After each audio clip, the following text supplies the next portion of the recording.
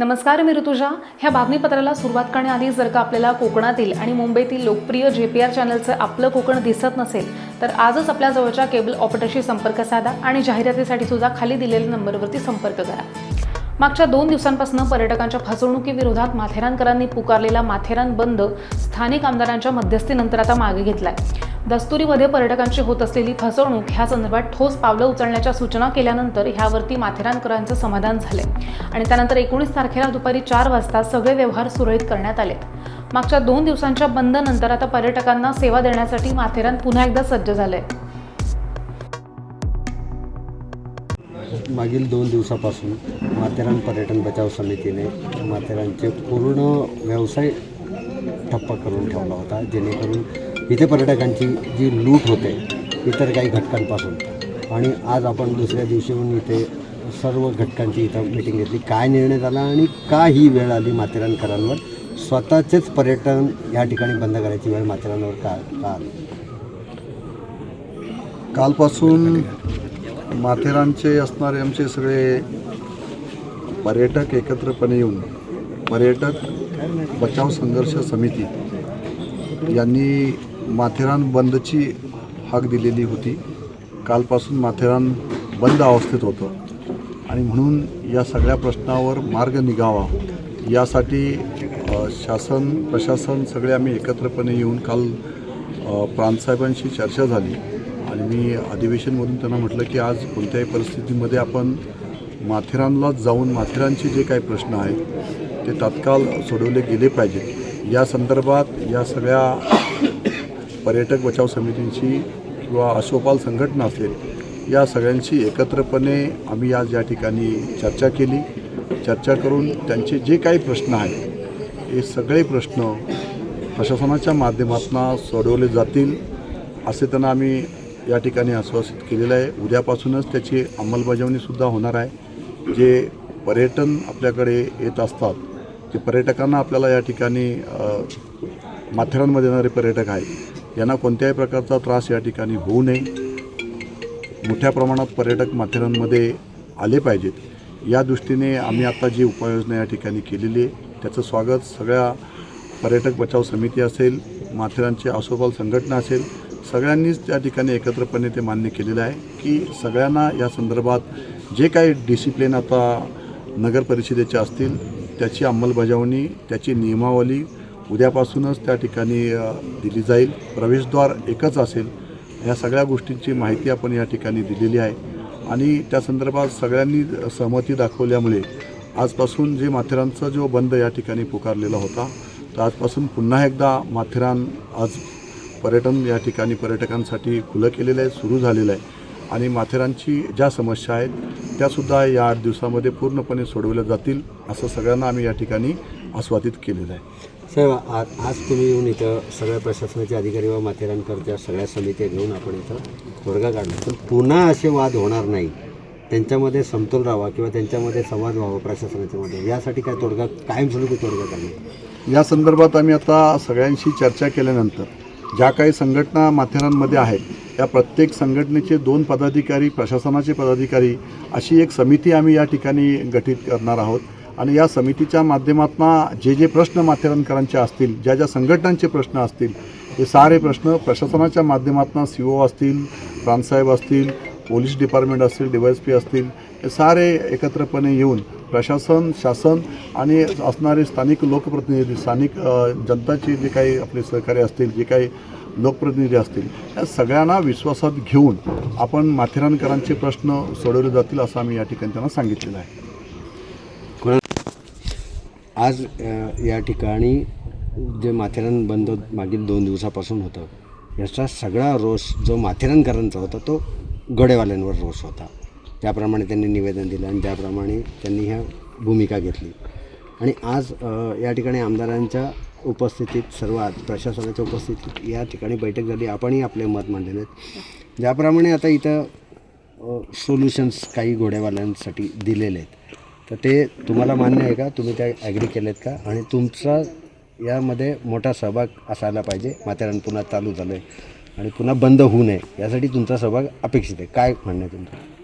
नमस्कार, माझं नाव ॲडव्होकेट संतोष आखाडे. मुळाशी अशोपल संघटनेचा उपाध्यक्ष.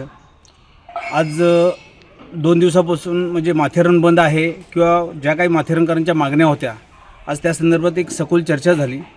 काही जे अश्वपालकांवरती जे बिनबुडाचे काही आरोप होते त्या संदर्भातही चर्चा झाली. आणि चर्चा झाल्यानंतर याच्यात जो आमदार साहेबांनी जे काही तोडगा दिला आहे की बाबा काही माथेरानकरांच्या ज्या मागण्या होत्या की बाबा अश्वचालकांनी घोड्याच्या पाठी पळायला नाही पाहिजे किंवा नाही काही ज्या चुकीच्या मिसगाईड होतात तशा काही गोष्टी आल्या नाही पाहिजेत.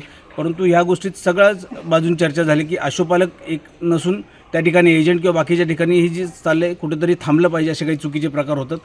तर ह्या सगळ्या गोष्टींवरती सखोल अशी चर्चा झाल्याच्यानंतर निष्कर्ष असा निघाला की जे काही चुकीचे 1-2-4 लोक असतात पण त्यांना खड्यावणी बाजूला काढायचे आणि अश्वचालकांनाही त्यांचा बिझनेस करता यावा, त्यांचा व्यवसाय करता यावा यासाठी जी काही एंट्रन्स आहे, जे पर्यटकांनी तिकीट काढल्याच्यानंतर पुढे जो पर्यटक चालेल तो असं एक नेटचा एंट्रन्स आहे, त्या ठिकाणी अश्वचालकांचा एक टेबल लावला जाईल आणि त्या ठिकाणी पर्यटकांना मार्गदर्शन केलं जाईल की आपण घोड्यावरती जाण्यासाठी काय आहे आणि सगळी माहिती देऊन त्या ठिकाणी त्यांचा व्यवसाय चांगल्या पद्धतीने कसा करता येईल अशा याच्यात तोडगा निघालेला आहे.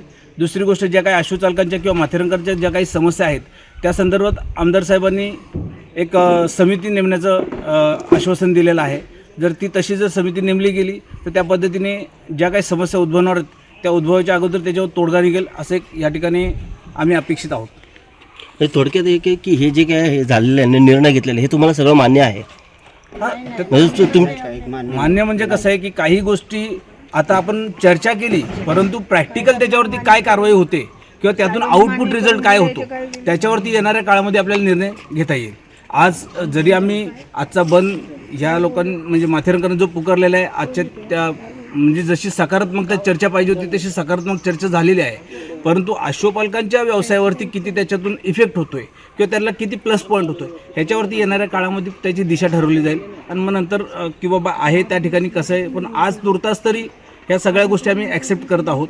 परंतु येणाऱ्या काळामध्ये जर असं जर घोड्याचा कुठंतरी व्यवसाय धोक्यात येतो असं जर त्याच्यावर निदर्शनास आलं तर पुन्हा कुठे ना कुठे त्याच्यात पर्यायी व्यवस्था किंवा त्या पद्धतीने एक म्हणजे शासनाच्या विरुद्ध समितीकडे तशा पद्धतीच्या मागण्या करून त्यात काही सुधारणा करता येतील असा प्रयत्न करण्यात येईल. थँक्यू साहेब, या ठिकाणी जी आज माथेरान पर्यटन बचाव समितीची बैठक सगळे प्रशासकीय अधिकारी आणि आमदार आणि इथले लोकप्रतिनिधी आणि जनता अशी जी बैठक झाली, यामध्ये एक तोडगा काढण्यात आला आहे की माहिती केंद्र प्रशासनातर्फे इथे उभारण्यात येईल. याची वारंवार मागणी होती मागील कित्येक वर्षापासून.